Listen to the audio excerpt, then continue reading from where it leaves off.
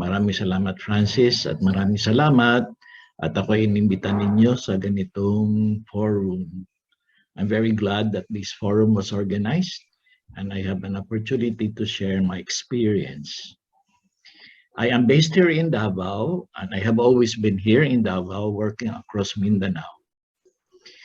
I just finished my graduate studies at the Asian Social Institute in 1971, and I decided to return to my high school alma mater, the Corieso College in Vigo City. At the time when, of course, student activism was already on the rise. I was advisor to the socioeconomic society of the school, and at that time I had finished a training program under Cecil Guidote, Lino Broca and company, who came to Tagum to organize a creative dramatics program sponsored by the Social Action Center of Tagum under the leadership of Madame Remy Ricken. And so I had already theater as a tool for conscientization. And of course, at the time, I was reading a bit already about what was happening in Latin America and some of the activist theater that had already been popular in various parts of the country. And of course, PETA and all the other street plays that I had watched in Manila during the beginnings of just before martial law. And I was very much intrigued by the possibility of using theater as a tool for conscientization and political education. And so with my college students at Corieso, we developed street plays. And we were then invited by various students from moderate to radical groups, from Kiro to the Junior Federation of Free Farmers to KM SDK, whenever they had rallies here in the poblacion of Digos as well as in the neighboring towns. And we gladly provided that kind of input during these rallies, because as you can imagine, people do get tired listening to rallies, but when a theater performance is on stage, easy enough to gather people together, because of course at this time, you had no such thing as social media, and film was very expensive, and so on and so forth. Anyway, I did that, but I realized early on that I really wanted to do more grassroots work. And I thought that while it was very important to reach out to students, I preferred personally to be more engaged at the grassroots level. There was an invitation of the Marinol missionaries in the Davao region, mainly what is now Davao de Oro, Davao del Norte, and Davao Oriental, which at that time was just one diocese. And I joined a parish team group led by Father Jack Walls in what is now Mati City. At the time when the Federation of Free Farmers was on full swing, because in the 70s, Mindanao was a hotbed insofar as organizing peasants were. At that time, of course, FFF was a bit militant because Jeremiah Montemayor had not shifted his loyalty to the Marcoses when martial law was declared. So we were supporting very well the FFF and the Kiro and the youth organizing that was taking place among the children of the peasants. But at the same time, these were the early years of the organizing of what we call now the base ecclesial communities, or in our language, Gagmayng Kristohanong Katilingban, which really penetrated the most interior villages. And that would have been a time when the church was very much engaged already in conscientization programs. So apart from our formation in their faith, there was a lot of political education going on, especially on issues of land reform, the rights of agricultural workers, because Mati at the time, the dominant economy were coconut plantations, and the peasants, a big portion of the peasants were engaged as agricultural workers in these plantations, owned by what would be the local oligarchy of that region. So we were already known across the whole town and the more than 50 villages that constituted the town, because we were always going to the barrios, the barangays, for all kinds of seminars. Meanwhile, I did with a group of out-school and end-school youth that I organized in the parish. We continued mounting conscientization place, sometimes integrating them into some of the church calendar like Holy Week and Christmas and the Fiesta, but also joining rallies in the poblacion, in the plaza of the poblacion whenever there were mass rallies, because again, a theater production was always very much welcome when you had groups of people congregating.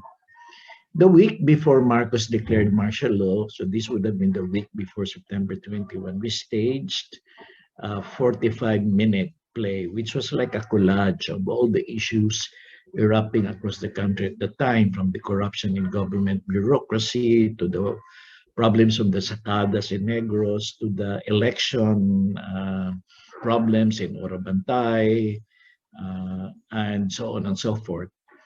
And this we perform in front of about 2,000 to 3,000 people in the public plaza, because something like that would really draw almost the entire population of the town, because hardly there were social events, or even entertainment for the masses. And we had developed a name already by that time.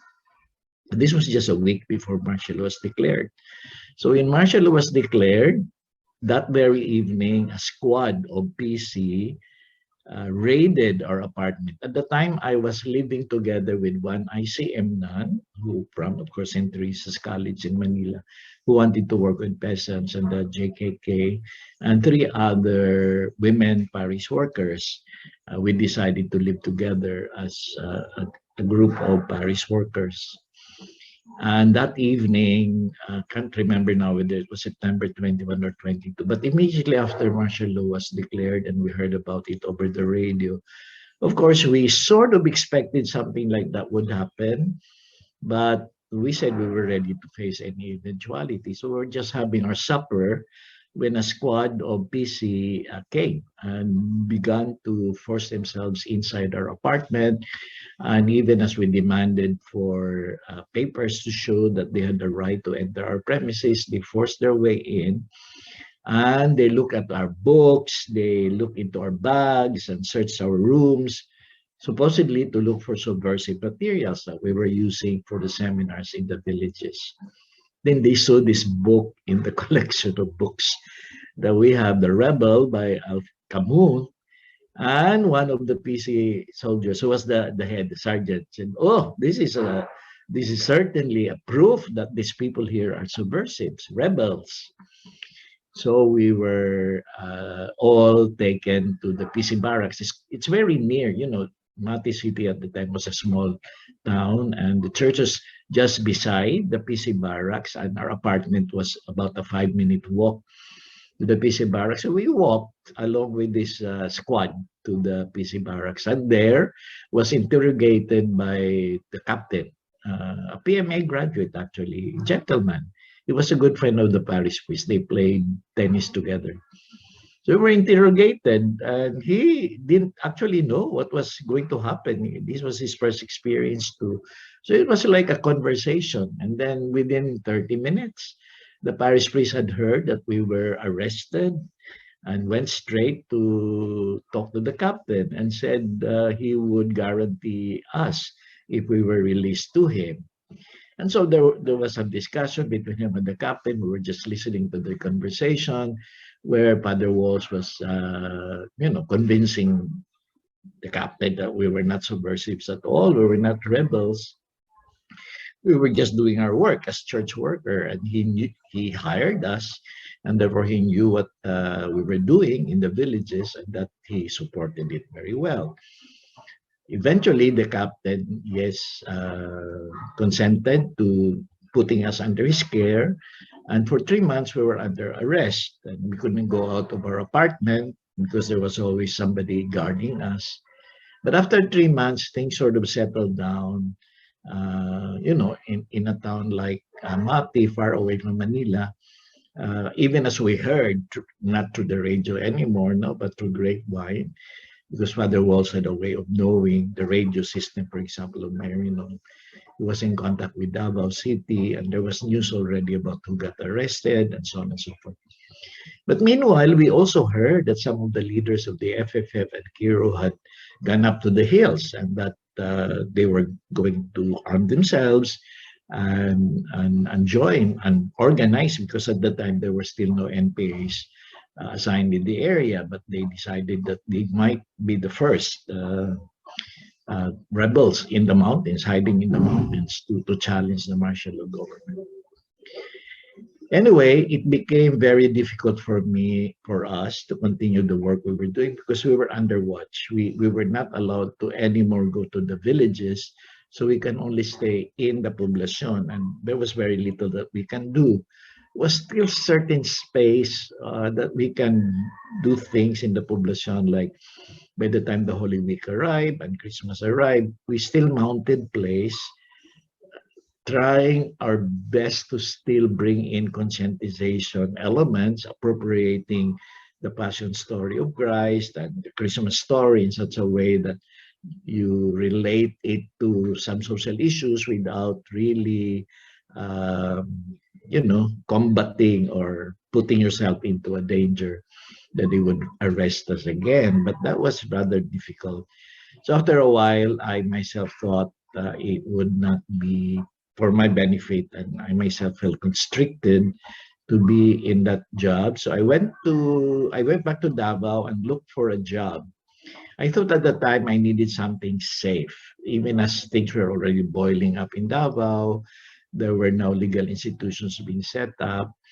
I thought I wouldn't want to get involved directly, but in private, through whatever means, I did support many of those initiatives, because I decided to work with the Philippine Business for Social Progress, which at the time was the only NGO, was very safe, it had the support of the Filipino businessmen, some of whom were in cahoots with the Marcos dictatorship. So it was like a protection cloak for us who were, semi-activists working in the field of social development. But at that time, there were very few NGOs, and the ones who were very active in the field of social action were the social action centers of the different dioceses. So most of our partners were the militant priests and religious in the field who were beginning to be brave enough to be engaged in social issues, although everyone was trying to be in safe sort of terrain by doing programs that help the people but were not really militantly combative of the martial law government. But some of the really more active proponents were those working among indigenous peoples, including Father Rex Mansman, who was then the Passionist priest who organized the Lake Cebu Santa Cruz mission in, of course, what is Lake Cebu now, in the Diocese of Marbel, or in the municipality of South Cotabato.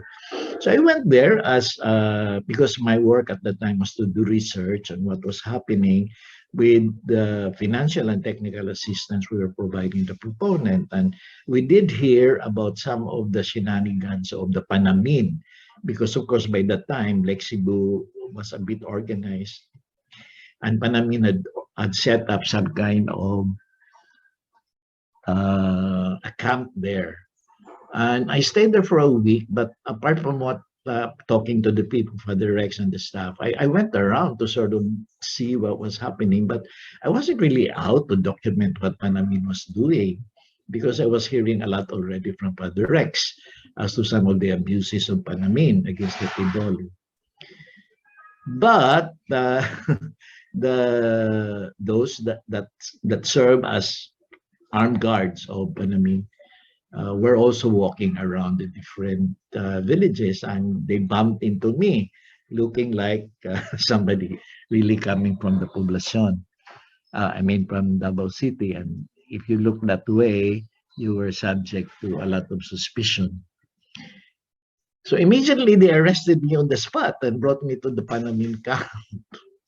And they started interrogating me, and I said I was there for PBSP. My bosses were Philippine businessmen, the oligarchy.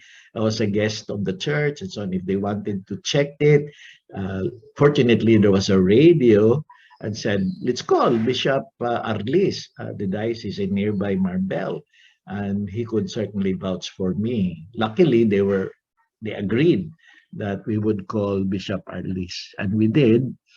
And when Bishop Arles heard about my, on the spot arrest, he rushed to come and get me because he was worried that something might be happening there, because everyone knew that anyone that the military or armed groups would have their hands on could be easily tortured.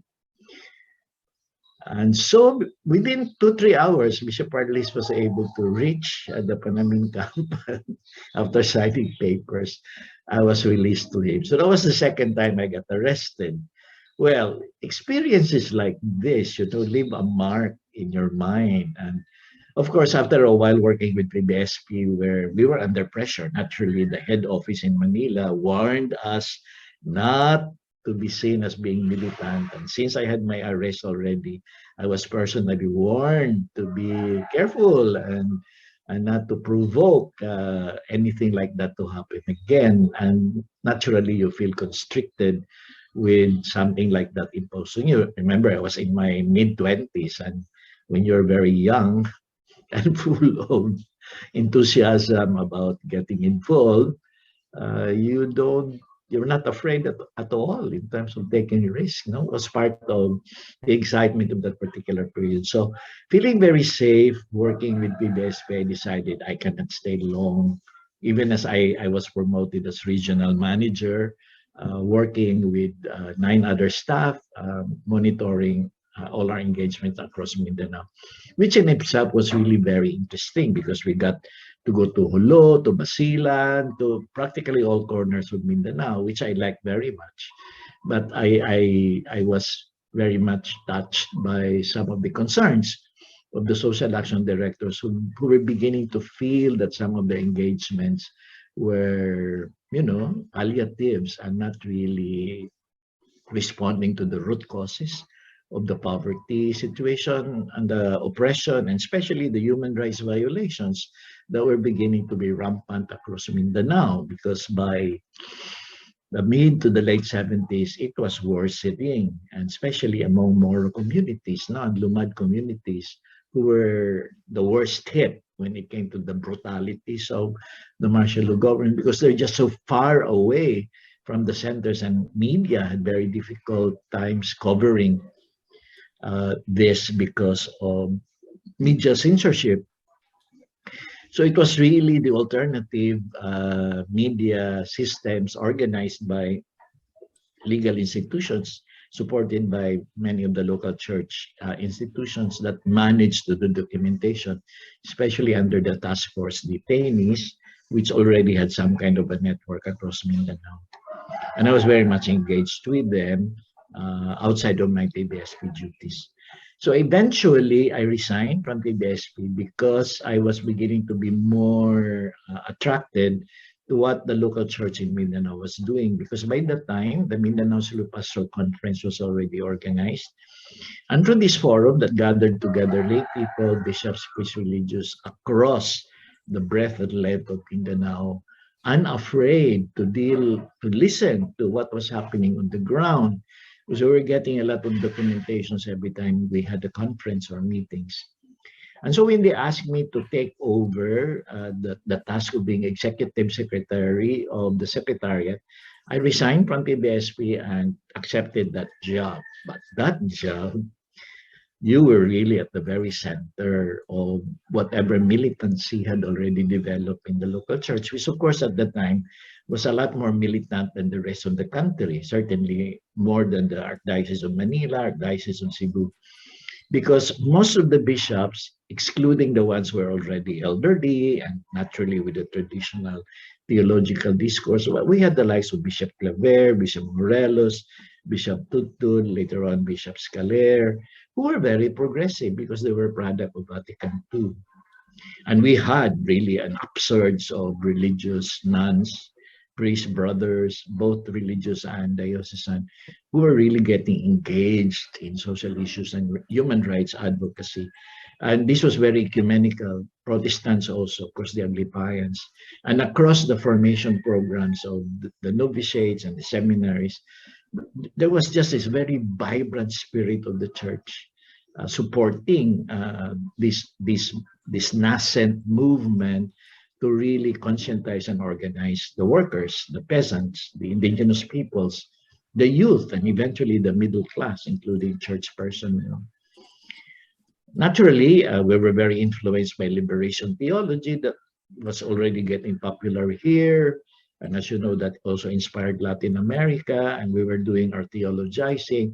There really was a lot of activity going on in the various fields. And that's why even among the teachers, community health workers, name it, we were willing to organize and support these programs. And we at the Secretariat became like an outsourcing, because we had very high credibility with church-based funding institutions, especially in Western Europe. You know, in Western Europe, they have the Lenten programs, and every time Lent comes in, they do all kinds of campaign, and they are able to raise money for support in third world. And the Philippines was always at the top list of their beneficiaries. So we had very high credibility for our programs here because they were very aware what was happening under the Marcos dictatorship. So it was very easy on the part of our people to submit project proposals for all kinds of programs, from theater to community-based health to peasant organizing to doing documentation for human rights and so on and so forth. So eventually, this network got stronger, and it did attract the military. And before we knew it, we were under watch. Even our office, you could tell that there were people who were monitoring our movements. And we were really afraid we would be raided, because there were already raids that were being conducted by the military among legal institutions, especially as the situation got worse. This was even before ex-Senator Aquino was assassinated, that led to the upsurge of militancy. Even in the late 70s, early 80s, there were already signs the military were very much worried about what the church personnel, church institutions were doing. This followed, those of you who may be familiar with this, the paper that Galileo Quintanar submitted in the National Defense College, and that article went around, despite the fact that social media was still non-existent at the time, but the Xerox machine was there already. We got copies of that paper that he had written, where he indicated that the church's involvement in the basic leisure community was really one way to promote grassroots organizing in support of the communist insurgency. So instead of Gagmayng Kristohanang Katilingban, it was Gagmayng Komunistang Katilingban.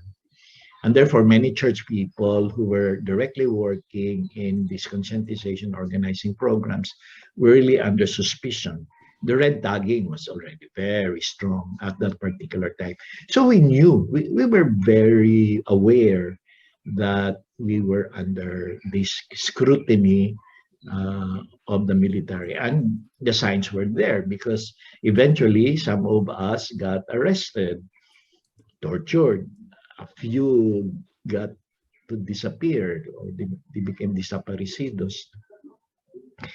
So the risks were getting stronger, but that was always the quote, the thrill of that particular situation. Instead of making us afraid and therefore making us a little bit more careful and sort of listening even our public profile, it only triggered a stronger push to get more involved. And that's why Davao City is no longer what it used to be in the 70s and 80s with the start of the Duterte's reign in the city. Name it, we had it in Davao City. Davao City was the hotbed of militancy, and many of the initiatives that propelled mass action was held here. The Lakbayan, the mass movements whenever somebody got killed, like the one of Orculio, the Yellow Friday movements, the mass propaganda, the theater movement, the health system movement, they all began here. Davao, and to a certain extent, the Mindanao social movement, was one of the best organized, and the movement realized that, in fact. And that's why the movement grew here very fast, which naturally, of course, would have its own shadow implications later on with the Alsamasa that came with Mrs. Aquino.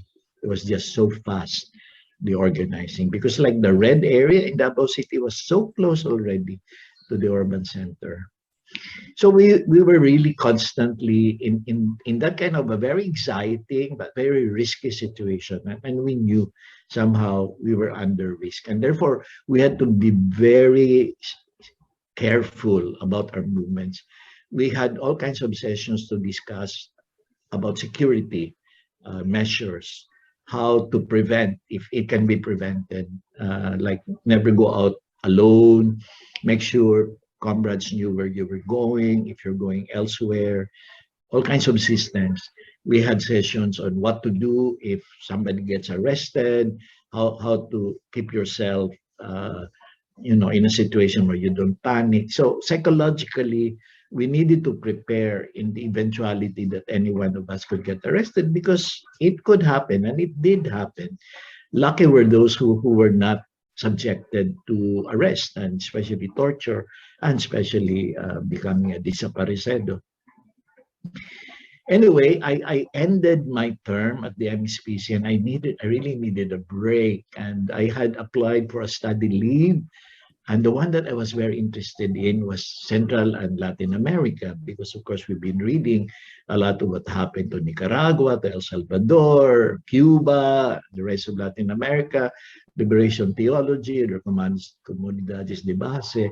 Because up to that time, my engagement was still within the frame of church social action, commitment, and human rights advocacy.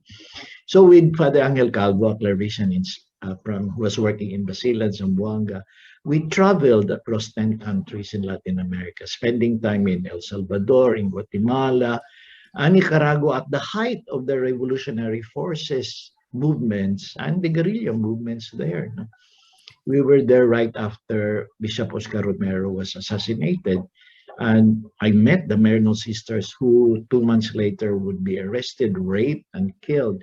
It was that kind of a situation, and it was just such an eye-opening regarding how things could get worse in the Philippines. It was really worse in El Salvador and Guatemala, although it was very optimistic in Nicaragua, because by that time the Sandinistas had won. But of course, today we're really very sad with what has happened recently, no, in Nicaragua. But at that time, the spirit was just so vibrant, and you saw the possibilities when the people really are able to get rid of their dictatorship. So coming back to the Philippines, after the 3 months sojourn, I was much more inspired. And I had been invited by the National Secretariat of Social Action to work with them, because at that time, I did very well in international solidarity work. With the exposure programs, immersion programs of North Americans, Australians, and Western Europeans who were coming to the Philippines, wanting to know what was happening. And upon returning to their home countries, they were always a very good resource for international solidarity work. And remember that this time, Marcos and his cronies were very sensitive to international pressure, unlike, of course, the present regime. So with that, I joined NASA, but there was a bit of a problem. The red tagging and the witch hunting was taking place in the church. And with my record, I already was not a very acceptable person within a church hierarchical office such as NASA, because at that time, the conservative wing of the church had taken over. So there was a bit of shadow above the NASA staff. And I thought, this was not a good place. Besides, I don't like working in Manila. I wanted to return to Davao, to Mindanao. At that time, Senator Jokno was already very interested in pushing the whole discourse of anti-imperialism on the issue of US bases. And there was a group here in Davao who wanted to set up a legal institution that would support the campaign of Senator Jokno. And they needed somebody to head the office. And I said, yes, I'm ready. I cannot stay long here at NASA. So I'm moving back to Davao. I'm willing to take over that position. Unfortunately, it was the week when so many things were happening here, which led to mass arrests. And even at the time, I was already helping task force detainees, being a conduit to get documentations of what was happening here, political prisoners, torture, disappearances, to make sure they reach our partners in Europe that then help create more awareness there. They can also share it with international media, because even international media at the time had no access to what was happening in the interior of the Philippines, like here in Mindanao, while they were getting some from Manila. So whenever there were documentations from task force detainees, I was one of those who would find a way so that it can be brought to Europe. One time there was a Lutheran German pastor who came, and that was one conduit, because the foreigners who enter the airport of Davao were not searched very thoroughly. And if there's a way you can mix the documentation with the personal accounts, lulusot din yan, and then it will reach Europe, and then it can be used. So I did that. This was the Saturday before Holy Week of 1983. This is before Senator Aquino was assassinated. I carried a bag which had all the documentations. Unknowing to us, this pastor was already being tailed by the intelligence network here in Davao, because by then they knew some of the foreigners were being used for this purpose. They tailed him, and they found out where he was staying, because he was staying in the downtown apartment, very near the cathedral actually. So they raided the place, and he and I think 8 or 9 others. This was then the group of Father Dom Tison, Betty Rivera, that group that eventually were put in prison for until EDSA. Around the time with EDJUP, when EDJUP was also at this group, they were raided in an apartment in just outside in the suburbs of Davao City. It was happening around the time.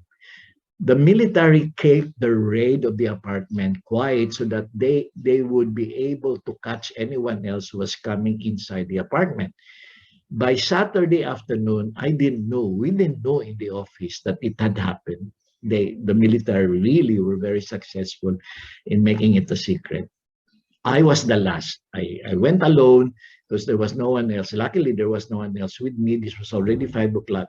They knew I was going to go see the pastor, so they knew I was going there to that apartment. We told everyone where we were going, and they knew from there I was going to go home already. I entered the apartment, knocked first. It was open, and immediately when I entered the apartment, I was handcuffed, blindfolded, and immediately the interrogation took place.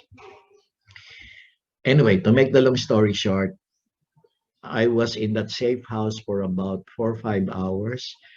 This was about just before 6 p.m.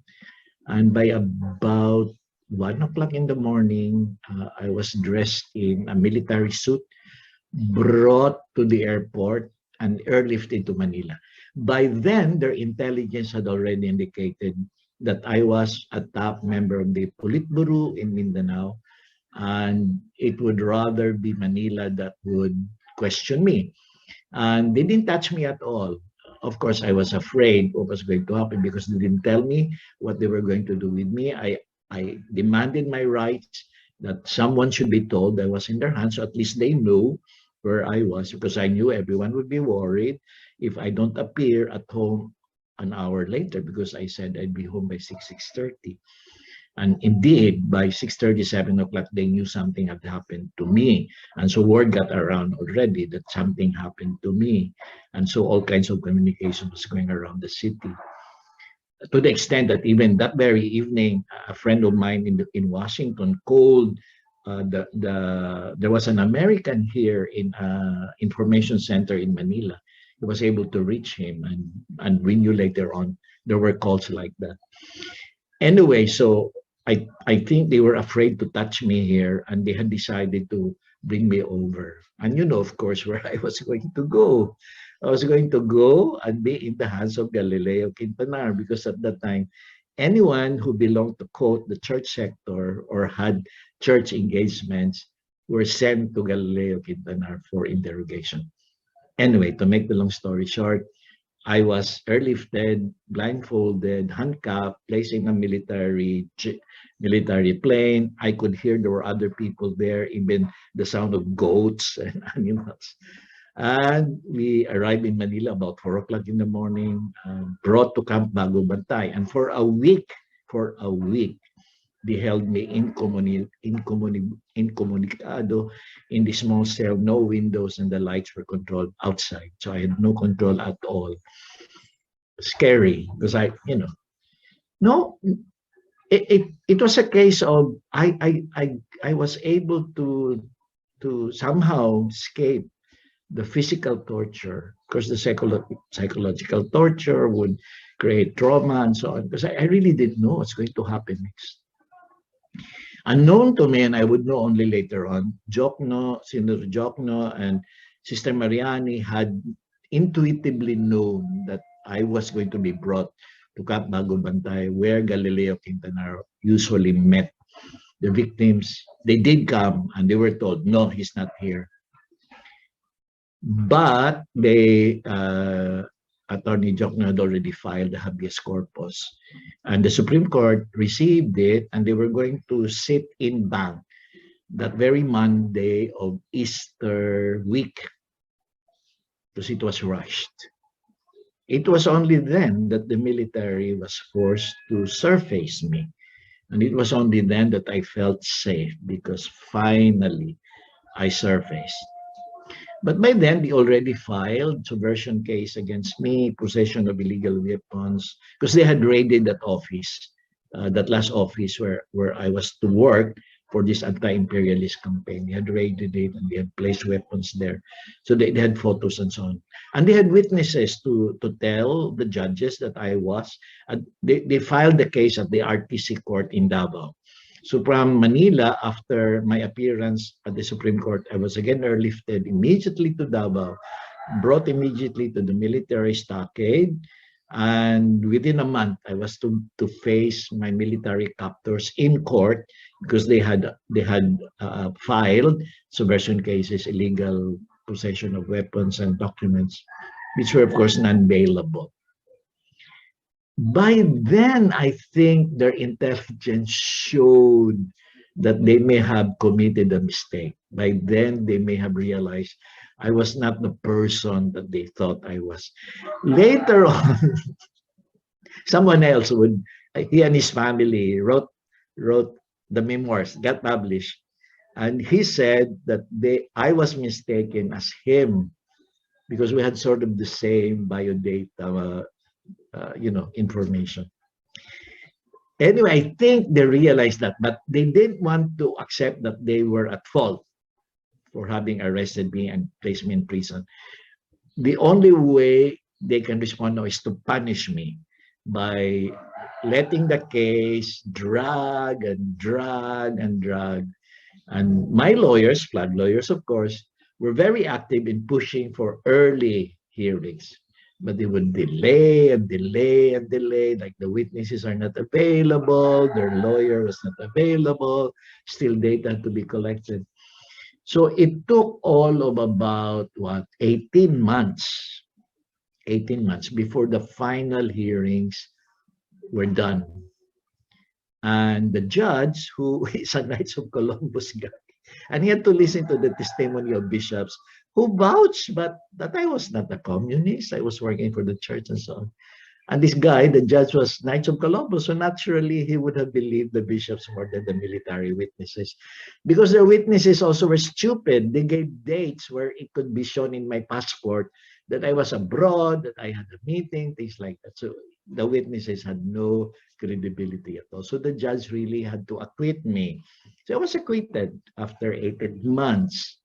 But I could not be released immediately, because remember at that time, Marcos had to sign the PDA paper in Malacanang before somebody acquitted can be released. So it took another 2 months to wait until the PDA paper. So all in all, I was in prison for 22 months.